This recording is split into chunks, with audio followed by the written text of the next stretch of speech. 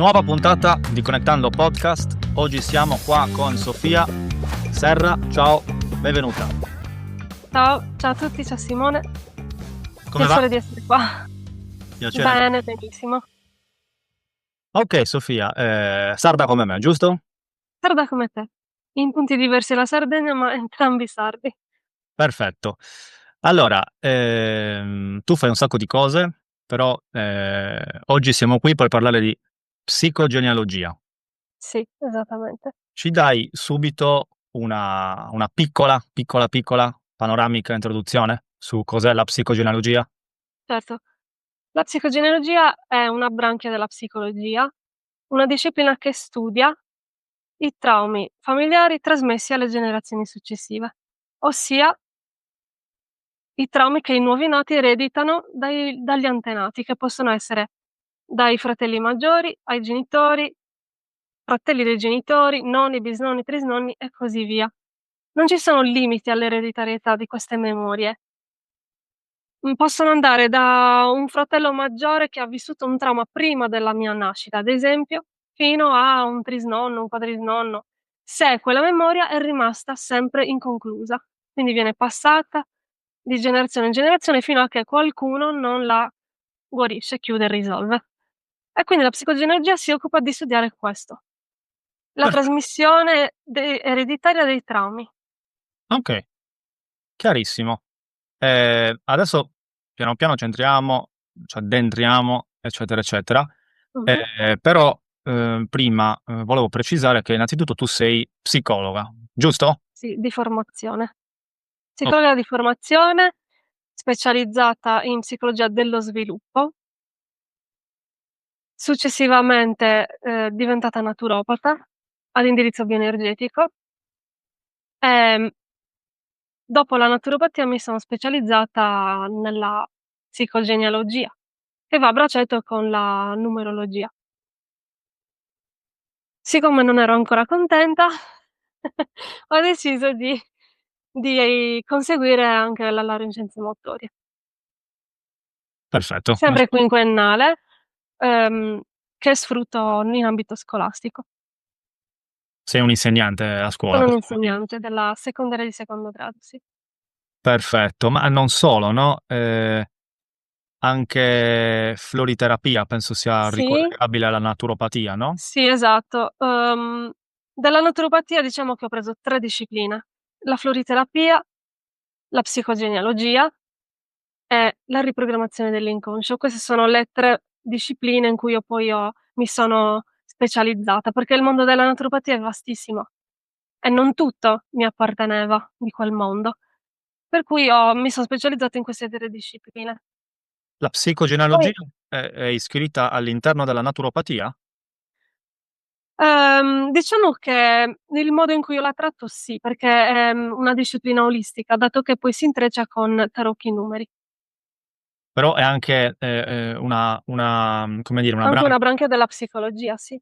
Mh-mh. Okay, perfetto. Anche se, la psicologia chiaramente la affronta senza quegli altri strumenti, eh. La psicologia affronta la psicogenealogia senza la numerologia e i tarocchi. Per La questo affronta in motivo altri modi, però converge poi in un percorso simile. però mi accennavi tu, in privata sede che per questo motivo hai scelto una strada, ehm, insomma, dicelo tu.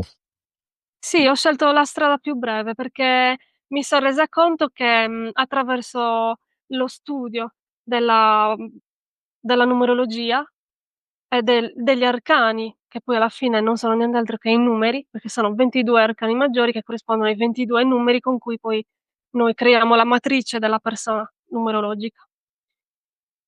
Attraverso la lettura di questa matrice, in 2 ore si riesce a tirar fuori tutto quello che con una terapia si tira fuori magari in mesi e mesi e mesi di sedute. Per cui io mi son detta: "Ma perché trascinarla così a lungo quando in 2 ore, andiamo direttamente al dunque?" Okay.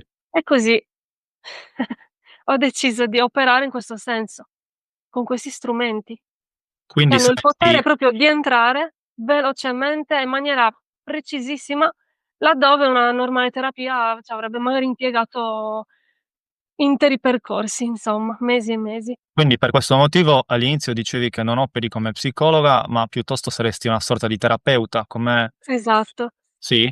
Sì, ho di base studi in psicologia, ho questa formazione, però poi l'ho "tradita" tra virgolette, a favore del mondo olistico. Sì. Sempre però con quella conoscenza, Certo. che ovviamente mi ha formata. Però in qualche modo se operassi in quella linea saresti un po' limitata perché non Sarei potresti un po' limitata, certo, perché devi stare entro certi protocolli che mi obbligherebbero uhm, a essere molto più lenta nella ottenere gli stessi risultati. Okay, perfetto, perfetto. Adesso entriamo, però magari se ti va prima per conoscerti un pochino, cosa ti va di dirci su di te, su Sofia? Che sei sarda l'abbiamo capito, Sì. che hai studiato psicologia eccetera pure, non so, qualcos'altro che ti va di condividere?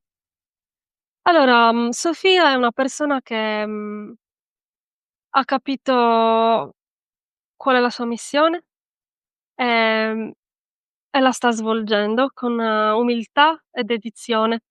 E tra l'altro è una delle cose che mi piace aiutare a comprendere nelle persone che mi chiedono aiuto, una delle cose che mi piace trovare insieme è proprio cosa sei nato a fare.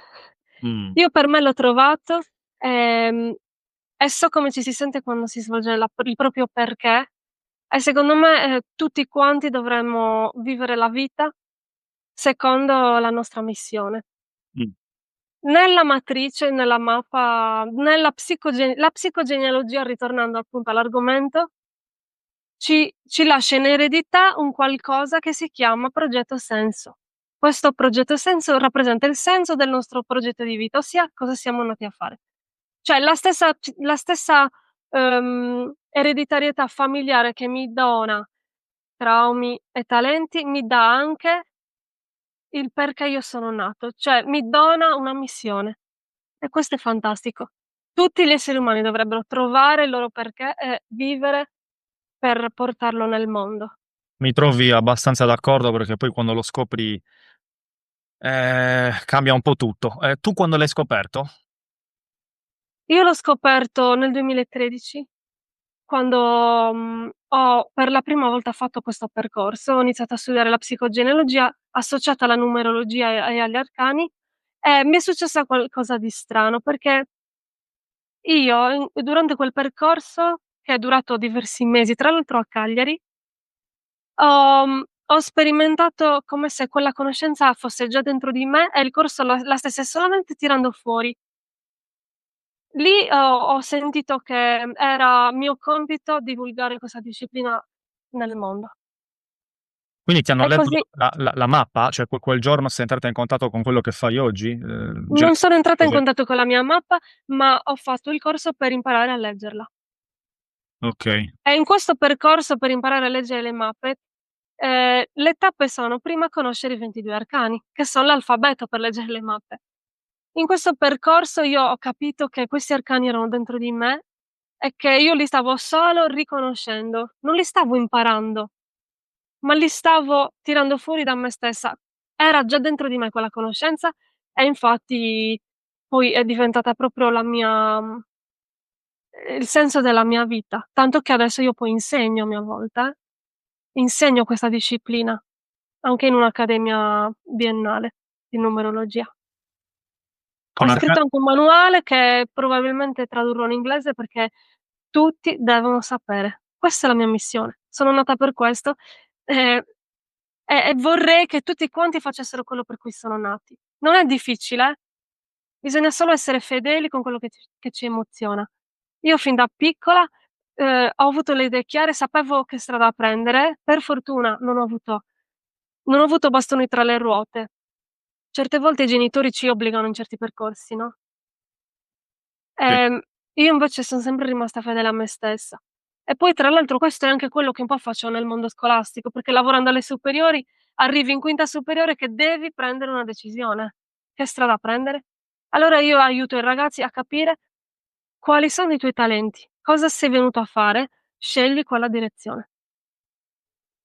La Perfetto. mappa ci aiuta a capirlo questo, la Quindi psicogenealogia. Tu ti servi di questo strumento all'interno della psicogenealogia, che è la mappa dei talenti, che a sua volta si basa sulla numerologia e su quando parli di arcani parli di tarocchi, giusto, no? Sì, sì, sì, Ok, che quindi dicevi attraverso questa mappa numerologica, tarologica, riusciamo sia da una parte ad indagare sulle nostre memorie, sì, e al tempo stesso anche a ricavare delle informazioni riguardo i nostri talenti, riguardo il nostro posto nel mondo, la nostra sì, missione. esattamente. Perfetto, chiarissimo. Ok, mentre parlavi mi sono segnato un paio di cose, vediamo un attimo. Ok, quindi fondamentalmente la tua missione, una volta che tu, insomma, appunto, hai trovato la tua missione consiste nell'aiutare anche gli altri a trovare la propria, no? Dicevi. Sì, ehm, il mio motto è proprio questo: segui il cuore, fai quello che ami, perché è lì la tua missione, è lì. Ok. Il problema è che a volte non abbiamo il coraggio di andarci, perché subentrano altre cose, fedeltà familiare, magari ci facciamo deviare dal fatto che quell'altro lavoro è più remunerato e invece non ci rendiamo conto che è quando svolgiamo quello per cui siamo nati che arriva tutta l'abbondanza che non avremmo mai immaginato. E tramite la mappa riusciamo ad avere, insomma, Sì, una sì, risposta in sì, merito. assolutamente sì, assolutamente sì. Tra l'altro nella mappa c'è una un settore che si chiama progetto senso Ok. ed è composto da un insieme di numeri che ci aiutano proprio a decodificare cosa sono nato a fare. Ed è Curiosità proprio Mia curiosità, hai parlato del 2013, di questo corso a Cagliari per imparare a leggere la mappa, ma invece prima del 2013, non sapevi realmente quale fosse la tua missione? prima del 2013 sapevo che ero nata per aiutare il prossimo, però non avevo ancora afferrato lo strumento giusto. Mh, L'ho scoperto nel 2013. Poi vabbè, è stato il mio primo corso, ma poi mi son formata anche a Bologna con Cristobal Jodorowsky, ne ho fatto diversi di percorsi, ho sempre più perfezionato questa disciplina, ehm, al punto da diventarne così maestra, cioè ho avuto la maestria per poi divulgarlo a mia volta. ti riferisci alla psicogenealogia con tanto di mappa dei talenti, giusto? Sì, sì, sì.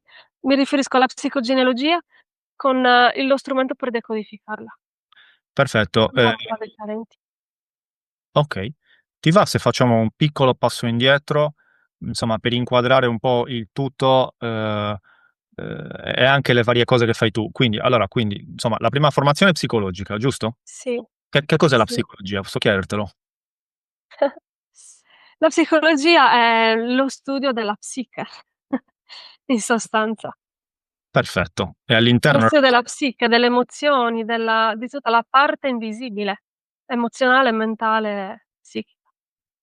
Okay, e da lì sei arrivata poi alla psicogenealogia. Sì, Riprendiamo un attimo la definizione lampo. s di psicogenealogia, lo Sì? studio dei traumi ereditati di generazione in generazione. Perfetto. Poi da lì, insomma, ci sono tutta una serie di altre discipline che tu conosci, però poi ancora più nello specifico abbiamo questa mappa dei talenti, giusto? Ehm, Come la inseriamo e come la definiamo all'interno della psicologia? La definiamo come lo strumento per decodificare il bagaglio psicogenealogico che abbiamo, ehm, portato in questa vita.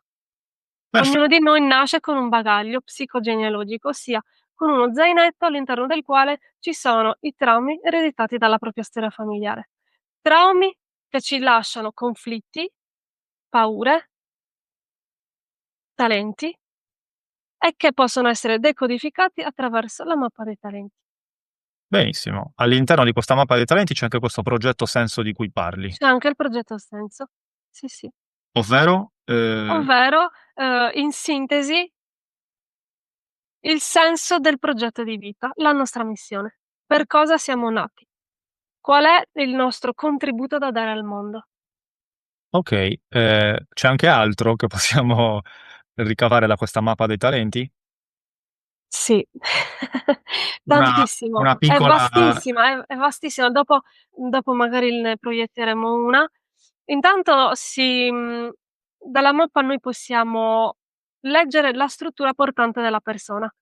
Chi è, da cosa è attratta, cosa la blocca, quali sono come tende a reagire nei vari ambiti della vita, e qua parliamo di sfera familiare, sfera lavorativa, sfera sociale e sfera relazionale, intesa di coppia.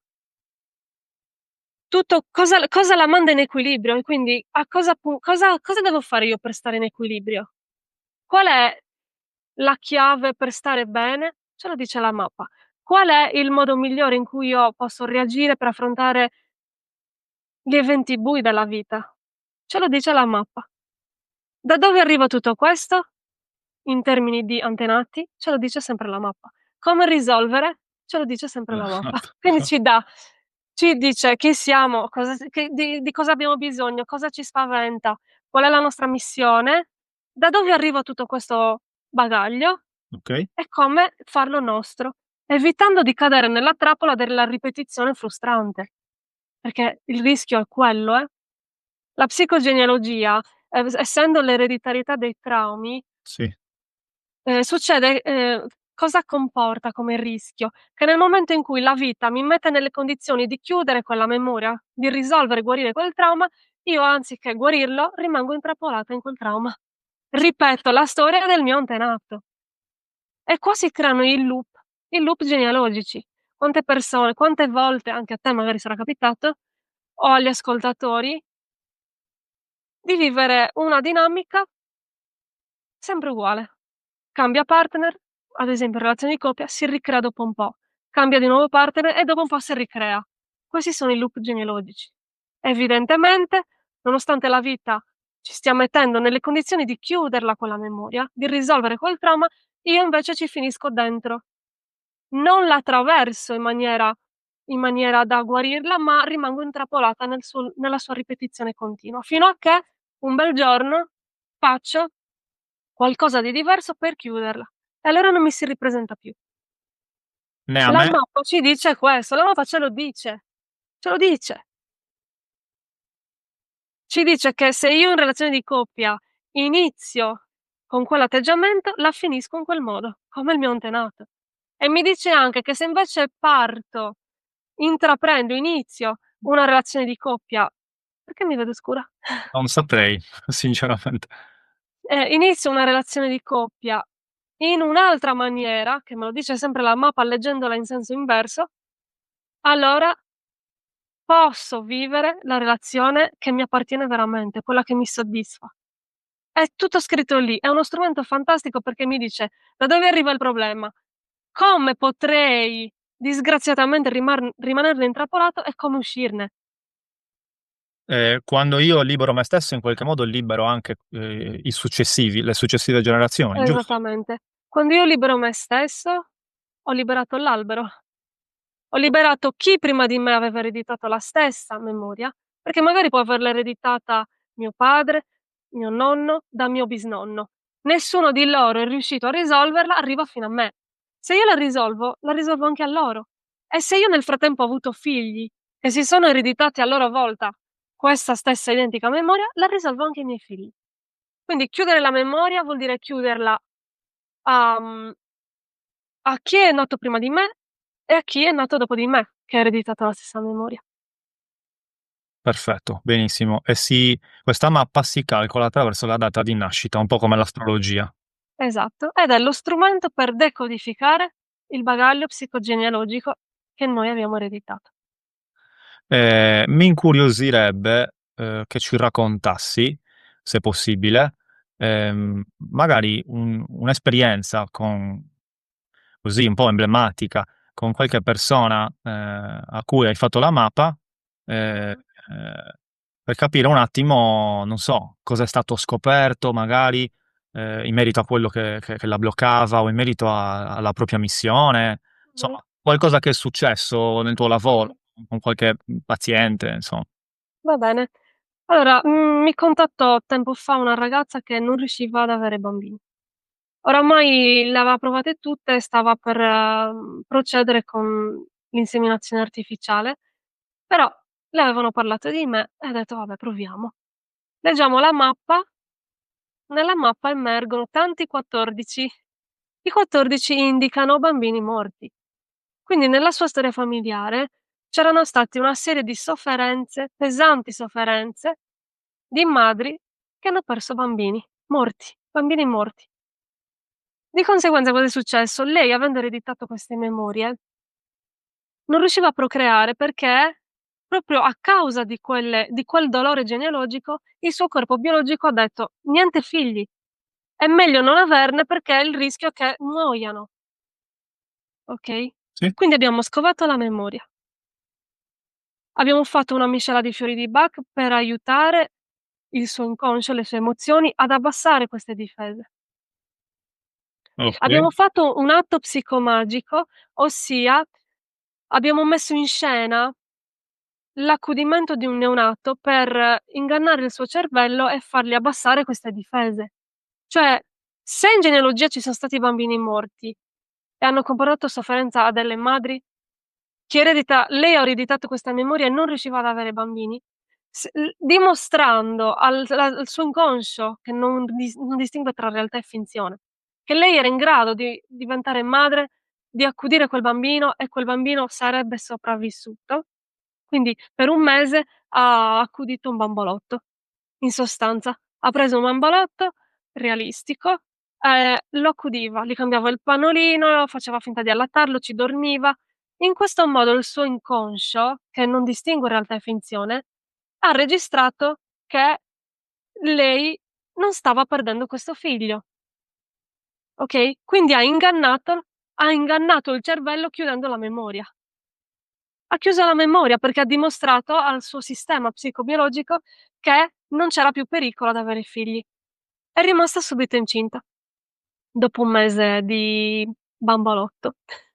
okay. Molto interessante perché appunto ti volevo chiedere, colgo la palla al balzo, una volta che abbiamo individuato le memorie e tutto il resto, poi tu nel tuo caso come risolvi? Mi sembra di capire che da una parte, insomma, con la floriterapia e dall'altra con la psicomagia, magari anche qualcos'altro? Ehm, diciamo che floriterapia e psicomagia sono un aiuto nel caso la persona non riesca a fare l'azione senza l'aiuto.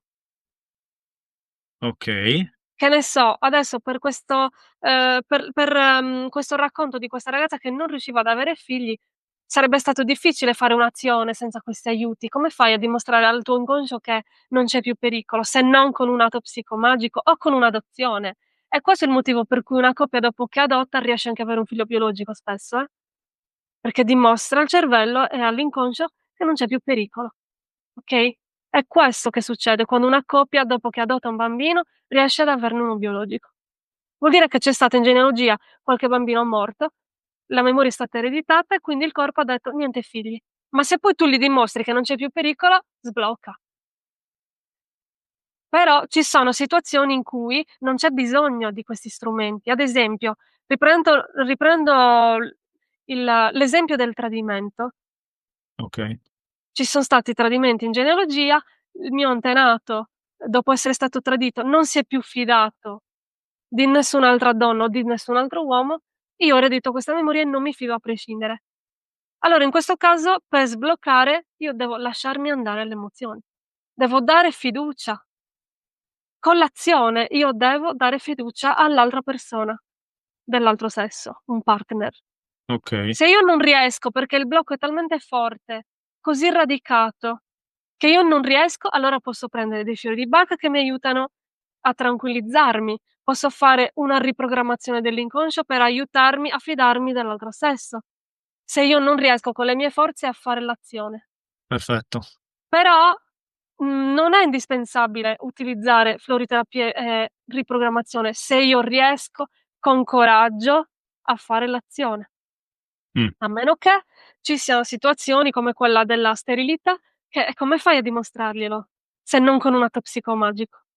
Puoi gentilmente spiegare? Perché io so cos'è la psicomagia, però magari gli ascoltatori non lo sanno. La psicomagia è, una disciplina che porta attraverso l'azione a mettere in atto delle come si possono definire, delle situazioni che senza la psicomagia sarebbe difficile mettere in atto. come ad esempio, dimostrare all'inconscio che riesco a essere genitore cullando un bambolotto per 1 mese. Quindi Come faccio senza la psicomagia? facciamo un'azione apparentemente a livello razionale stramba, però che, diciamo incarna in qualche modo un linguaggio simbolico, Esatto, metaforico, che va a dare un messaggio all'inconscio sbloccandolo in esatto, qualche modo. esatto. Oppure, mi porto il fardello di mio padre. Sento il peso sulle mie spalle, cioè sento proprio la pesantezza di portare avanti qualcosa che non mi riguarda, che magari è di mio padre o di mia madre. Un atto potrebbe essere mettere uno zaino sulle spalle, riempirlo di pietre, sentire il peso, andare davanti alla persona e svuotarglielo dicendo: "Riprenditi il tuo bagaglio". Questo è un atto psicomagico per liberarmi di quel peso. Questo è un atto psicomagico, ad esempio. Cioè è un'azione che mi porta a sbloccare alcune situazioni, a guarire alcune situazioni. Cosa ci dici, sull'inconscio? Perché, evidentemente è importante, no? Sì, l'inconscio è quella parte del nostro sistema psichico in cui vengono segregate tutte quelle, cose che non ci piacciono, tutte quelle cose dolorose che non ci piacciono a livello non di coscienza chiaramente, traumi anche vissuti in infanzia che ci hanno particolarmente spaventato, viene tutto segregato in questo inconscio. Una volta che le informazioni sono lì e stanno lì anche tutte le ereditarietà familiari, che la mappa a me porta a galla, quindi va proprio a scovare l'inconscio. Una volta che le informazioni sono lì nell'inconscio, difficilmente possono uscir fuori, tranne in alcuni momenti, come ad esempio il sogno, la fase theta dell'addormentamento, del risveglio, le ipnosi o alcune pratiche come possono essere appunto, strumenti olistici come la mappa dei talenti che tu voglia o no, te le prende e te le porta davanti agli occhi e dice: "Beh, guardale." Perfetto.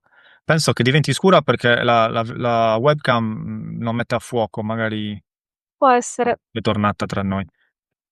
Okay, quindi Può essere, però ho proprio la luce qua puntata, quindi è forse un problema di webcam. ma naturale o artificiale? No, no, proprio quella a ring, Mh. la lampada quella Sì, ad sì, sì, sì, anello. sì, sì. Okay, allora correggimi se sbaglio, quindi con la psicogenealogia in un certo qual modo, tramite lo studio d'albero genealogico andiamo a vedere cosa si ripete Sì, nella nostra presente sì, incarnazione, presente vita, benissimo. E tramite la mappa dei talenti riusciamo a fare un'analisi dettagliata di ciò appunto che ereditiamo a livello sì. genealogico, Sì, ehm, perché ci aiuta a decodificare questo bagaglio, nel bene e nel male in qualche nel modo. bene e nel male. Nel bene e nel male. Consideriamo che noi ereditiamo i traumi, che Certo. questi traumi poi diventano i nostri talenti. Ah, aspetta un attimo qua. No, questi traumi C'è l'altra diventano faccia della medaglia. Io se eredito un trauma, questo trauma mi dà delle paure che mi bloccano in quel mi bloccano, per tutelarmi, però allo stesso tempo nel momento in cui io bypasso questi semafori rossi, queste tutele e le attraverso con l'azione, tiro fuori un talento. quindi dietro il trauma si nasconde un talento. Sempre, è una regola fissa. Dietro un conflitto che arriva da un trauma genealogico c'è un talento, sempre, sempre. Se nella mia storia familiare un antenato non poteva parlare, magari perché succube di un'autorità che la zittiva sempre, non poteva esprimersi e quindi, viveva la frustrazione dell'impossibilità a comunicare. È un trauma che le generazioni successive ereditano con il numero 3. Nel numero 3, che rappresenta l'imperatrice degli arcani, c'è tutto il mondo della comunicazione e son racchiuse queste memorie qui. Questo stesso trauma dell'impossibilità a comunicare, ereditata attraverso un 3 nella mappa, dà alla persona da una parte il blocco a parlare, perché fedele alla genealogia, se il mio antenato non poteva parlare, ma è sopravvissuto, la biologia ripete quella cosa lì. Se non comunicare ha garantito sopravvivenza, è meglio che non comunichi. Mh, Quindi, il blocco è non comunicare, paura a parlare, ma il talento è la capacità di esprimersi. Nel 3 ci sono gli oratori, nel 3 ci sono le persone che hanno la maestria della parola, la diplomazia più assoluta, ma solo nel momento in cui attraversano la paura di parlare, paura che arriva dall'antenato genealogico, di qualcuno che non ha potuto esprimersi. Quindi se io resto fedele all'antenato, non mi esprimo, mi frustro, mi faccio tutti i mal di gola possibili e immaginabili, laringiti, Eh, faringiti, polipi alle corde vocali e chi ne ha più ne metta, chi più ne ha più ne metta, oppure mi armo di coraggio, attraverso la paura, inizio a esprimermi e lì si sprigiona il mio talento. bene, interessante. Funziona così, Una lettura, rigorosa della mappa dei talenti necessita di un paio d'ore, giusto? sì, non meno di 2. Perfetto. Però ti garantisco che in queste 2, cioè dopo che si finisce la lettura uno è completamente si sente un po' centrifugato, perché in 2 ore si toccano tasti che l'inconscio aveva messo da parte, guai a chi me li scopre. E invece in 2 ore si scoprono tutti quanti e Okay. quindi a volte è proprio una cosa d'impatto. Ecco perché io non propongo mai le letture. Chi vuole la lettura Eh? mi contatta, ma io non spingo mai a farsi leggere la mappa alle persone, perché so che si può fare solo se la persona è pronta. Perfetto, ha senso. Ovviamente a me piace sempre unire teoria e pratica, Certo. non abbiamo tempo per fare una lettura completa, però penso che sia utile, anche per gli ascoltatori capire un attimino più nel dettaglio, quindi un passaggio dalla teoria alla pratica per capire come funziona. Però prima Sì. volevo chiedere se ti andava, perché è stato interessante e carino quello di prima, di condividere qualche altro caso, aneddoto, insomma, successo con qualche persona eventualmente che ricordi che è venuta a farsi leggere la mappa o insomma varie ed eventuali per capire un pochino Mh-mh. meglio. Sì. Allora, senza andare lontano, prendo in causa mia madre. Mia madre è nata di 16 novembre. Lei dall'età di 6 anni ha iniziato ad avere attacchi di panico notturni. Di notte lei aveva gli attacchi di panico. Questa cosa se l'è trascinata tutta la vita, eh. Leggiamo la mappa e c'è stato un trauma con il 16. In genealogia c'è stato un crollo. Scopriamo con la mappa che c'è stato un crollo di un edificio. Cos'è successo? È successo che, una coppia di antenati i miei bisnonni, i suoi nonni, prima che lei nascesse, mentre dormivano, gli è crollato il tetto in testa. È letteralmente crollata la casa addosso. Ai tempi non c'erano i telefoni e quindi loro son rimasti, feriti e incastrati per tutta la notte. Quindi cos'è successo? Mia madre eredita questo crollo, questo trauma, che è una delle memorie incarnate nel 16, la torre negli arcani. Ecco perché lei aveva gli attacchi di panico notturni, perché è stato di notte il pericolo. Ecco perché li aveva in camera da letto, perché è stato lì il pericolo. Quindi la mappa ci aiuta a capire quali sono i traumi che abbiamo ereditato e questi traumi noi non ne siamo coscienti, ma quanto ci influenzano, Evidentemente parecchio. Ascolta, capito? mh-mh, Sì. e invece sul discorso, talenti e missione, cioè sul discorso che facevi prima del progetto Senso, qualche caso di qualcuno insomma che si è illuminato e ha trovato un po' il suo Beh nel sì, c'è mondo? stata una cliente che, voleva vivere di scrittura. Era difficile perché chiaramente avrebbe dovuto lasciare il certo per l'incerto. Però nel suo progetto il senso era chiaro. Lei era nata per divulgare, lei era nata per scrivere, per lasciare nero su bianco la conoscenza. Ha preso coraggio e ha iniziato a scrivere, adesso è diventata una brava, brava scrittrice. Oramai ha pubblicato già diversi libri. Eh, Cioè lei si è concessa di fare quello per cui è nata e quindi l'universo ha iniziato a supportarla affinché lei svolgesse la sua missione. bellissimo. Un po' come è successo a me. Io sono nata per divulgare questa conoscenza e decodificare la psicogenealogia. Fino a che avevo resistenza, tutto mi remava contro. Non avevo abbastanza risorse economiche, insomma ero in una sorta di stallo. Quando mi sono abbandonata alla mia missione, perché ho detto: "Adesso è arrivato il momento di portarla nel mondo e mettermi in luce", è arrivato tutto quanto, compreso il ruolo a scuola. Mh. Okay, Non possiamo resistere alla nostra missione. Nel momento in cui ci abbandoniamo a fare quello per cui siamo nati, arriva tutto, tutto. non possiamo resistere alla nostra missione. Questa po Non possiamo, questo potrebbe essere il titolo della puntata: "Non possiamo resistere alla nostra missione." Mi non piace molto. possiamo. Ci ammaliamo. L'anima è venuta a far qualcosa. Se Mh-mh. quel qualcosa, non la facciamo, in qualche modo te lo deve pur dire. Inizialmente te lo dice a livello emotivo e poi quando non lo capisci, nel corso del tempo te lo dice a livello fisico. Ci Mh. si ammala. Perfetto. Ascolta, non so se ha senso questa domanda, però, te la faccio, vediamo cosa rispondi. Potresti dirci, come dire, le 5 informazioni principali che possiamo ricavare dalla mappa? Sì.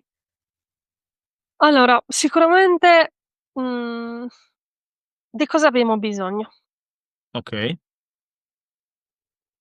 cosa temiamo, okay, quali dinamiche tendiamo e tenderemo a rivivere, okay, come risolverle queste dinamiche. perfetto. Vabbè, forse ce ne son 6. Vai. Da dove arriva tutto questo, in termini di genealogia?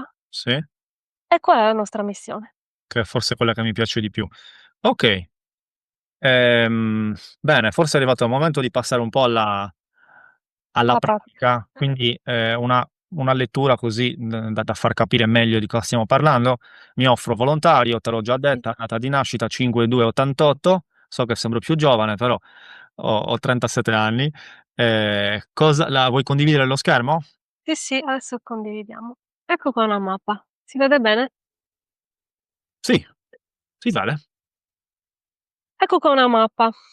Intanto la banda principale è questa di in mezzo, 5, 2, 8. 8 arriva dal 1988, che Sì, è il tuo anno di nascita. Però siccome gli arcani son 22, tutti i numeri che superano il 22 vanno ridotti. okay, Quindi 1988 diventerà 1 più 9 più 8 più 8, perfetto. okay? Quindi da giorno, mese e anno si calcola tutta questa matrice che si sviluppa verso l'alto e verso il basso. A sinistra del giorno abbiamo il conflitto di base, ossia quell'evento genealogico più traumatico che abbiamo ereditato. In genere nel conflitto di base racconta di morti, persone morte, partite mai più tornate, morti di incidenti stradali, bambini morti, cioè il conflitto di base è quel conflitto che in genealogia ha, messo seriamente in pericolo la sopravvivenza e diventa il nostro conflitto di base, il principale conflitto diciamo. Okay, Poi abbiamo giorno, mese e anno, a destra dell'anno abbiamo la personalità profonda, ossia la nostra vera essenza, la nostra vera personalità, quel nucleo profondo che abbiamo, autentico, che spesso però è offuscato da maschere, condizionamenti culturali, eccetera. Cioè, la nostra vera personalità profonda sta scritta qui. Per te è un 15. Quindi la tua vera essenza è vivere di quello che ti appassiona veramente. Il 15 è la passione per eccellenza. Ma il 15 ha anche il talento di tirar fuori le cose nascoste. Qua ci sono nel 15 perché devi sapere, anzi dovete sapere, che i nostri numeri ci aiutano anche a capire per cosa siamo predisposti. Sappi tu Simone che avendo un 15 in personalità profonda, hai il talento di essere un terapeuta. Terapeuta soprattutto dell'inconscio. Tirar fuori le cose nascoste, mettere luce in quelle cose che le persone non vogliono vedere. infatti mi odiano un po' alcuni amici, conoscenti, perché gli dico quello che non vogliono sentirsi dire. Okay. Sì, è un tuo talento. Ti faccio una panoramica di che cosa troviamo, okay, Sì, una poi ci panoramica addentriamo in un perché po'. agli ascoltatori magari non interessa sapere la mia mappa, però, insomma, utilizziamolo per far capire un po' come funziona, Sì. no? Abbiamo poi qui a destra i vertici equilibrio. Equilibrio è quella sorta di bacchetta magica che tutti noi abbiamo per portarci in equilibrio. Tu hai un 12 e un 5, per cui per stare in equilibrio 2 son le cose che devi fare: darti valore e, mostrare la tua originalità. Servire il prossimo, queste sono le cose che ti portano a stare in equilibrio. D'altra parte, all'estremo opposto, abbiamo l'emergenza. L'emergenza, chiamata anche 118 o pronto soccorso, è quella risorsa che si attiva in noi quando siamo veramente con le spalle al muro, quando siamo arrivati al fondo. Allora si attiva l'emergenza per salvarci. A te, sappi, Simone, che una delle cose che ti aiuta davvero nei periodi bui è tutto il mondo olistico. I sogni e il mondo olistico. La conoscenza ti salva. Magari, che ne so, quando sei molto giù, inizi un percorso nuovo di conoscenza o leggi un libro, oppure, inglobi una nuova conoscenza olistica. Cioè, il 2 e il 18 sono quegli strumenti che si attivano in te per salvarti dai momenti bui. Ma non solo, adesso non ci addentriamo perché ti Certo, potrei dire altre 1000 cose di questi 2 numeri. È giusto un'infarinatura per capire che cos'ha questa mappa. perfetto, Poi vediamo qui in rosa strumento, sia sopra che sotto. Questo è lo strumento di vita, uno strumento come un asso nella manica, uno strumento che ci aiuta a vivere al meglio. Il cambiamento per te e l'autenticità sono 2 strumenti che ti aiutano a vivere al meglio. Il cambiamento, altrimenti ti annoi facilmente. okay. Cambiare, rinnovare, nuove persone, cibo diverso, non sempre le stesse cose. È il tuo strumento di vita. Chiave emozionale da questa parte, ossia quegli aspetti che ci aprono particolarmente le emozioni. Tu hai 10 anche qua e 18 e quindi tutto il mondo sottile, invisibile e il cambiamento e l'evoluzione ti emozionano particolarmente, così come ti emoziona chi utilizza questo mondo e questi strumenti. Il 10 e il 18 son questo. Ti apre particolarmente le emozioni, tutto il mondo olistico, sottile e invisibile e chi ne ha maestria. Ti appartiene. Sei un po' uno stregone, buono. Che Perfetto. tu lo riconosca o meno, però è così. No vabbè, se ho creato un podcast che parla soprattutto di Eh. spiritualità e crescita personale, un motivo ci sarà. Okay, Poi abbiamo qui al centro, nel centro della mappa abbiamo i 3 ambiti principali della nostra vita che sono la sfera famiglia, chiamata nido, famiglia di origine, famiglia che ci creiamo noi poi a nostra volta, rientra nella sfera nido. Relazione di coppia, sia sopra che sotto, vedi che è speculare, tutto quello che c'è sopra c'è anche sotto. sì, Sfera lavorativa e sfera sociale. Quindi qui cosa fa la mappa? Vedi che ha dei quadrati grandi con tanti numeri? sì, Questi ambiti? A questi ambiti è dedicato più di un numero. C'è un perché. Perché questi numeri, letti in un verso, in senso orario, ci raccontano dettagliatamente cosa è successo in quell'ambito ad un nostro antenato. Letti in senso antiorario, gli stessi identici numeri ci raccontano come chiudere quella memoria, guarirla e tirar fuori i nostri talenti in quell'ambito lì.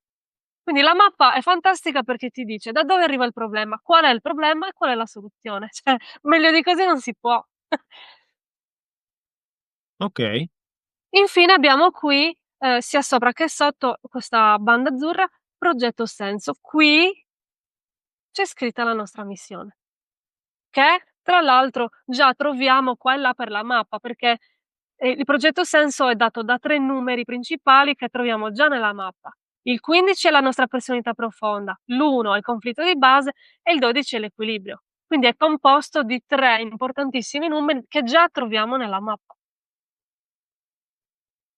Anche il progetto senso in senso orario ci racconta cosa è successo in genealogia e cosa questo evento ci lascia in termini di missione nel mondo.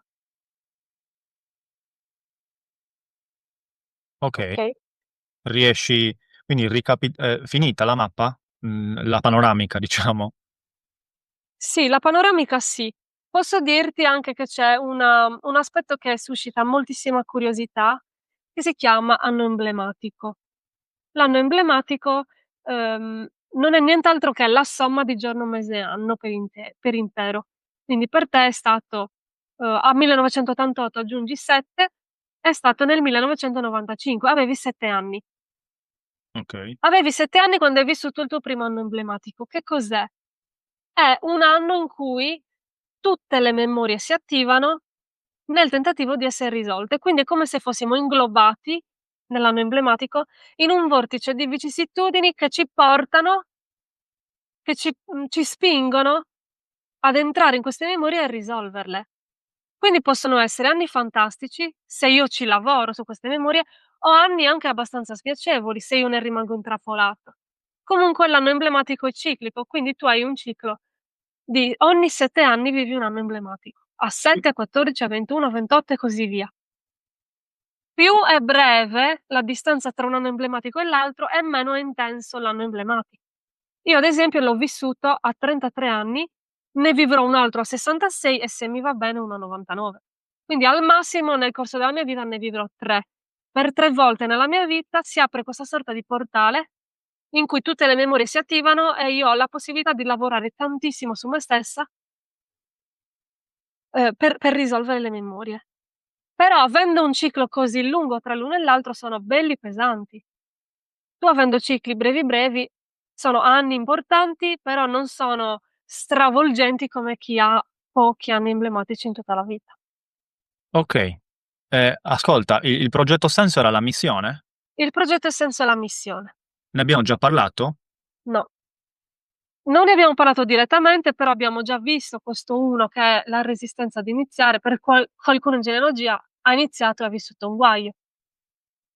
In te questo 1 diventa poi il fulcro della tua missione. Per cui, guarda un po' di che cosa è composta. Qua giù abbiamo 15, 1, 12 e sopra abbiamo 15, 1, 5. Qual è la tua missione? La tua missione è, grazie al fatto che hai il talento di vedere le cose da una prospettiva diversa, il 12 è messo a testa in giù, quindi tu vedi le cose in maniera diversa. Hai un punto di vista originale, sei una persona diversa che si distingue. Qua ci sono i geni della storia, son quelle persone un po' diverse che hanno portato innovazioni, che magari inizialmente non son neanche state capite. Però tu hai la missione di portare nel mondo una diversità, di iniziare a portare un qualcosa di originale, diverso per aiutare 15 a fare luce nelle parti buie.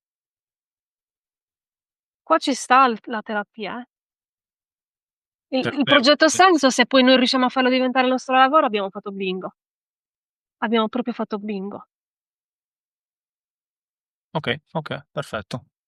Ehm, Posso chiederti solamente il progetto senso, la missione di un'altra data di nascita? Sì, Stiamo parlando di dimmela. Federico Fadda, il nostro mio collaboratore, copresentatore del podcast, lo trovate nell'intervista 21. Sì, lui è nato il 3/3 del '91. Ecco qua, guarda un po', 14. Questo 14 già è un campanello d'allarme. Ci dà, indicazioni di qualche defunto in genealogia, generalmente bambini. Comunque andiamo a vedere il progetto senso, perché il conflitto di base diventa poi il vertice del progetto senso. In questa mappa dici? Eh sì, Okay, in tutte, in tutte. Il conflitto di base diventa l'apice del progetto senso. Per te era l'1, che infatti era il tuo conflitto di base. iniziare qualcosa di nuovo. Iniziare qualcosa di nuovo e originale da portare nel mondo per con passione, attenzione, per portare luce nelle parti buie nascoste. Okay. Federico invece? Allora, vediamo questo progetto senso. Intanto, analizziamo prima un attimino il conflitto di base, perché così ci aiuta a capire il 14 da dove arriva nei dettagli.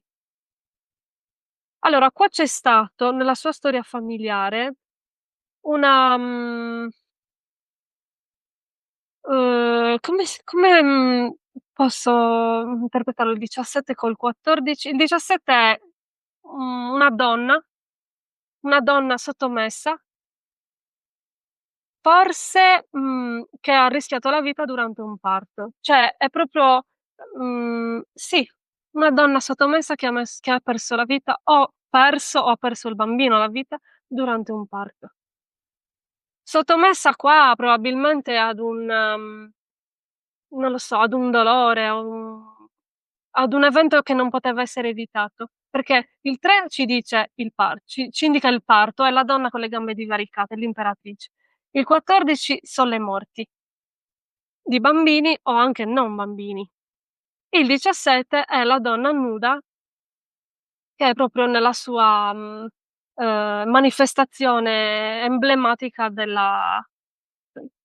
dell'essere donna, okay. Potrebbe esserci stata in genealogia una una donna che ha rischiato la vita durante il parto o è morto il bambino. Quindi cosa succede? In Federico questo 14, che diventa il fulcro della sua missione, potrebbe avere a che fare con, la guarigione. Cioè, quel tipo di, intervento anche medico, perché nel 14 possiamo avere anche proprio la medicina, quel tipo di intervento medico o anche non medico, che però porta alla guarigione. Soprattutto attraverso la voce, perché lui parte da un 3 che è la comunicazione, e attraverso il il collaborare con gli altri. Federico nasce per portare guarigione, sia mentale che psichica che, fisica. Il 14 è proprio la guarigione, soprattutto del corpo, perché arriva sempre da persone morte, che forse non son state salvate in tempo. È come se lui avesse, il la missione di portare giustizia a questo evento genealogico, attraverso appunto la guarigione. Non so cosa faccia Federico nella vita o, cosa lo attragga, ma sicuramente il mondo della terapia e della guarigione, soprattutto che passa attraverso la comunicazione e il fare team, è uno dei suoi perché. Beh, possiamo dire sicuramente che è una persona, molto, socievole e che ha una bellissima voce, però ovviamente ci sarebbe da aprire 1000 parentesi. Volevo chiederti qualcosa sui suoi talenti, se possibile, son ricollegabili al progetto Senso? Sì. Allora intanto ha il dono della comunicazione, perché è nato di 3, 3-3, 3 marzo. Quindi abbiamo 3 che ritorna anche nel mese e qui c'è tutto il dono della comunicazione. Ma non solo, nel 3 abbiamo la creatività, l'arte, abbiamo, proprio non solo la comunicazione verbale, ma anche quella non verbale e artistica. È tutto nel 3. Cioè, Federico si può sentire a suo agio non solo nel comunicare, ma anche nel vestirsi come desidera, perché è sempre una forma di comunicazione, il modo in cui noi ci presentiamo nel mondo, no, il modo in cui ci vestiamo, il nostro stile. Tutta la creatività e l'arte gli appartiene. È predisposto a essere terapeuta volto alla guarigione, che può essere da psicologica a emozionale, a mentale a fisica.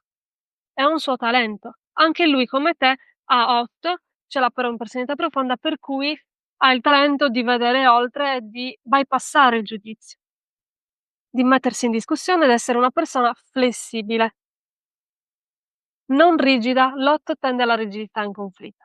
Perfetto, mi risuona tutto e mi azzardo a dire che a Federico farà piacere e gli risuonerà quanto ho detto. Ovviamente, no, ci vuole tempo per entrare in profondità, però, Certo. insomma per me può bastare, questa panoramica Di sulla Federico. sì, in generale sulla mappa. Quindi a meno che non abbia qualcos'altro da aggiungere, Sofia, magari torniamo Sì, guarda come si ripetono alcuni numeri tipo 3 giorno, 3 mese, 3 equilibrio. Cosa vuol dire? Per stare in equilibrio lui deve esprimersi, deve mettersi in luce 19 il sole, mostrarsi, farsi vedere. Allora quando lui lavora sul suo treno equilibrio e si lascia andare all'espressione di sé, ne giova il giorno e anche il mese, perché è un po' effetto domino.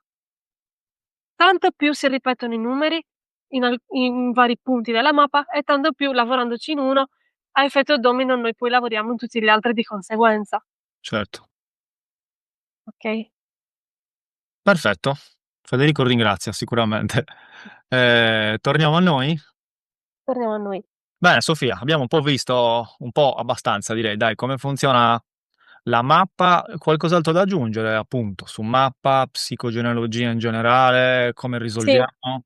una cosa importante: è vero che la mappa ha una durata di 2 ore di lettura ed è vero che porta a galla tanto, però è anche vero che non cambia nulla nella vita di chi se la fa leggere se poi non fa l'azione.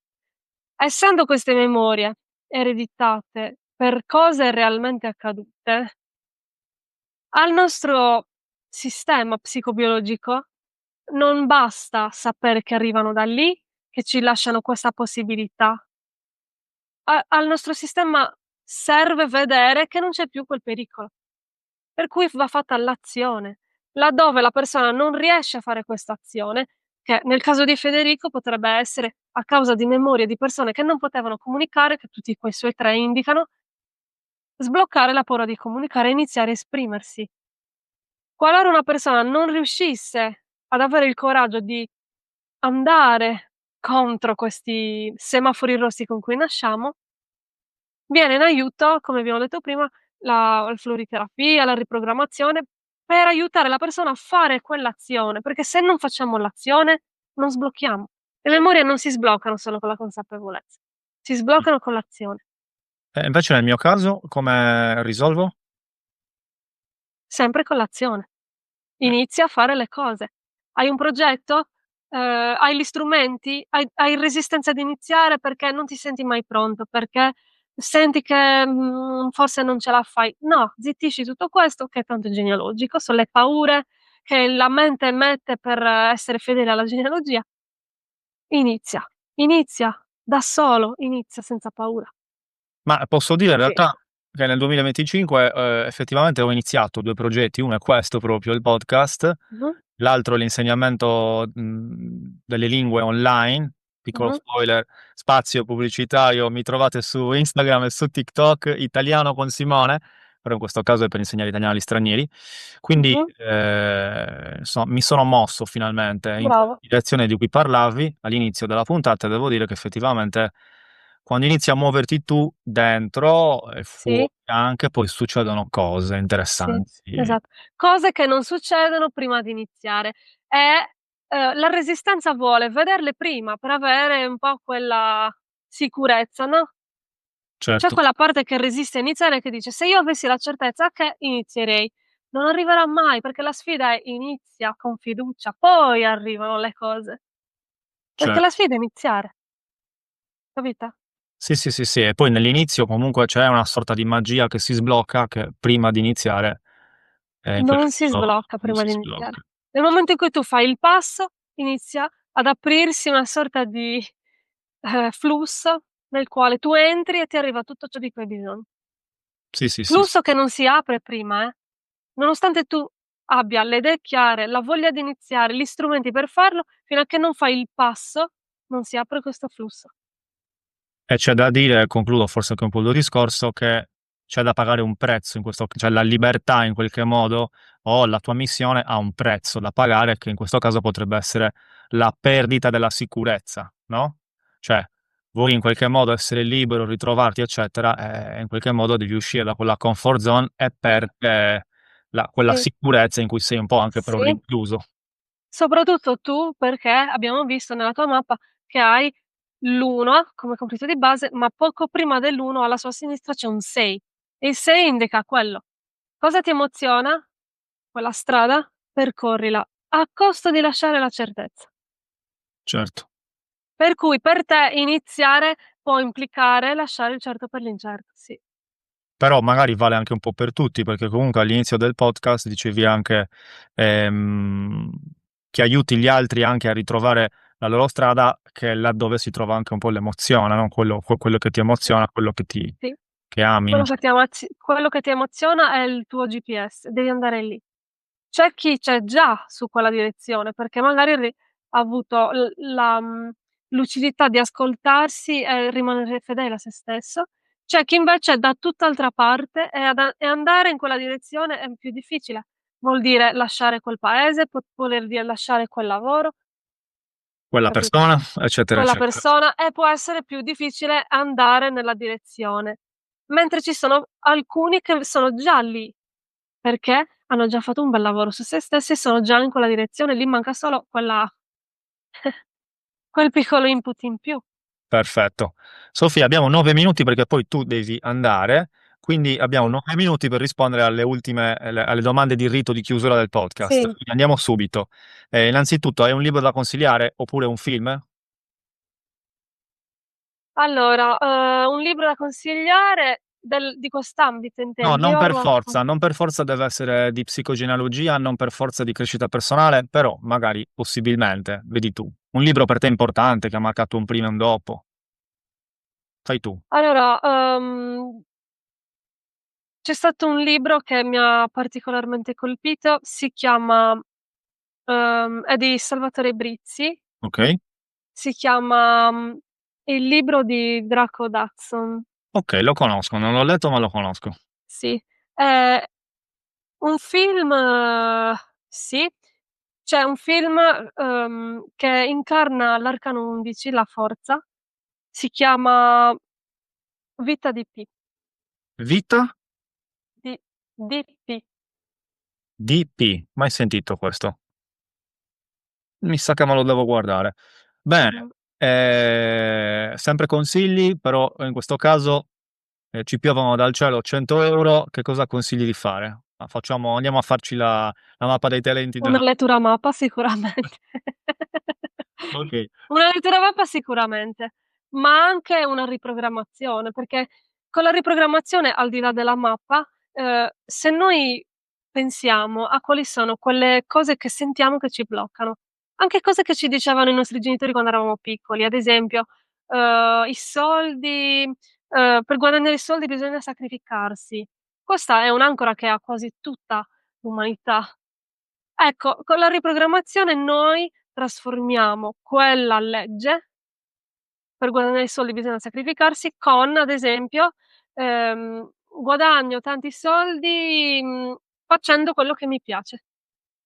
Inseriamo questa nuova legge nell'inconscio attraverso la tecnica Psyche, da quel momento in poi il nostro sistema lavorerà rispondendo alla nuova legge. E così lo possiamo fare su tante altre cose, su tantissime altre cose. perfetto, benissimo. Quindi l'altro sarebbe investire al di sotto di 100 € perché costa meno di 100 € una riprogrammazione, sì, Come l'hai su chiamata? qualcosa che ci preme particolarmente. È una tecnica che tu hai chiamato come? Psyche. Psyche, ok, va bene. Eh, Andiamo alla prossima. Invece tu, nei momenti di difficoltà, cosa fai per star meglio? Come li affronti? Entro in me stessa, questa è una mia modalità di reazione, mi isolo dal mondo, mi isolo un po', per consentirmi di entrare in me, ascoltarmi perché sto provando questa cosa, perché mi sta succedendo questa cosa, cerco di trovarle un senso, sviscero il problema e piano piano riemergo. E questa è la mia modalità di reazione, però come abbiamo visto nella mappa c'è quel settore che si chiama emergenza o 118, Sì. okay, non tutti ognuno di noi ha una reazione diversa nei momenti di difficoltà. Chi ha il 16 in emergenza al mio posto, io ad esempio mi isolo, ho un eremita, tendo a isolarmi, vado in eremitaggio. Chi ha il 16 invece potrebbe aver bisogno di divertirsi, andare a una festa, ballare, non pensare. Ognuno ha il suo modo. La mappa ce lo racconta. E per me è questo. Per me è isolarmi, spesso anche andarmene da sola. L'ultima volta che mi è successo, mi son fatta le valigie e sono partita 1 mese in Inghilterra da sola, per stare con me stessa, e lì ho sviscerato il problema. Io cosa avevo in emergenza? Tu avevi 18 e 2 mi pare, per cui cerchi, appiglio nel mondo sottile e nella conoscenza. Sì, sì, sì. Potresti magari in un momento buio iniziare un nuovo percorso di conoscenza, un corso. Perfetto, Potrebbe benissimo. esse o leggerti un libro, o magari dire: leggo un libro su qualcuno che ha vissuto sulla sua pelle questa cosa." Cioè il 2 è proprio bisogno di leggere, di conoscere. Potresti reagire così: "Mi inizio un nuovo percorso." Ci sta, Io no, io in quei momenti non ho testa per iniziare nessun percorso, ma ho bisogno solo di isolarmi e stare da sola per ascoltarmi. benissimo. Okay. Sofia, stiamo finendo. Adesso ne abbiamo una carina. Hai la possibilità di mettere un cartellone nel cielo in una lingua universale che leggono tutti per tot minuti, non so. Cosa ci scrivi in questo cartellone? Un messaggio. Abbi il coraggio di fare quello che ami. Perfetto. Questa potrebbe essere un'altra frase che dà titolo alla puntata. Benissimo. E poi abbiamo, le ultime 2 che sono per creare una catena tra l'ospite precedente e quello successivo, quindi devi rispondere alla domanda, degli ospiti precedenti e poi formularne una tu per i successivi.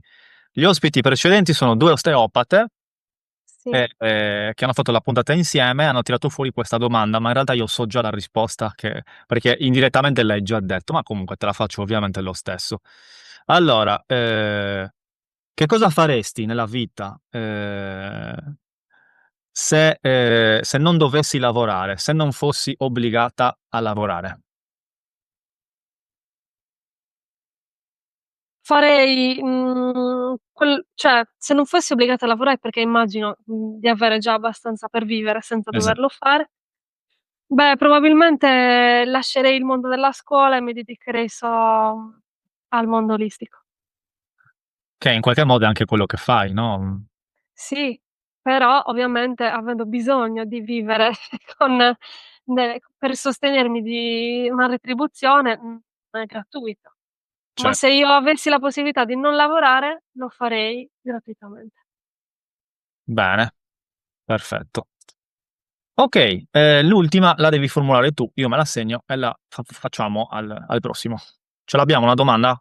Può essere anche una domanda che ti poni tu, a cui non hai ancora saputo dare risposta, non so, quello che vuoi. Okay, allora, mhmm, la domanda è: quello che fai Sì? dipende da una tua scelta o c'è un'influenza familiare che ti ha spinto a prendere quel percorso? Cioè, è una scelta tua, autentica o è inquinata da aspettative familiari, proiezioni genitoriali e, voglia di non deludere la famiglia? Mhmm, diciamo in linea con, insomma, la puntata dai. Ah sì. Però è una domanda che fa riflettere, perché, purtroppo molti esseri umani sono caduti in questo tranello. Certo. È per questo che quando suona la sveglia sbuffano. Che quando suona la sveglia? Per andare a lavorare sbuffano. Eh, tasto dolente questo, certo, certo. Va bene. Sofia, lasceremo i tuoi contatti, insomma, qua nella descrizione del video, così se qualcuno vuole conoscerti meglio, farsi la mappa, eccetera, eccetera, eccetera, ti può trovare facilmente, sì? Sì, se posso dire una cosa, Certo. ehm, dopodomani, giovedì, parte il corso sulla mappa dei talenti, Okay. quindi sono ancora aperte le iscrizioni. Purtroppo però oggi Proprio dopodomani. sì, sul punto è che oggi è 23 settembre, ma questa puntata uscirà, nella l'ultima settimana di se l'altra ancora. Mh. Quindi Vabbè, non c'è problema, tanto ne parte uno ogni 2 mesi. esatto, quindi È insomma ciclico. quindi, informatevi tramite le pagine di Sofia e insomma potrete magari più avanti fare un corso o qualsiasi cosa. Bene, Sofia, qualcos'altro da aggiungere per chiudere? No, è stata una bella esperienza. Anche per me. Insomma credo che ci sarà qualcuno che magari, insomma, ti contatterà o quantomeno sarà stato felice di ascoltarci, di ascoltarti.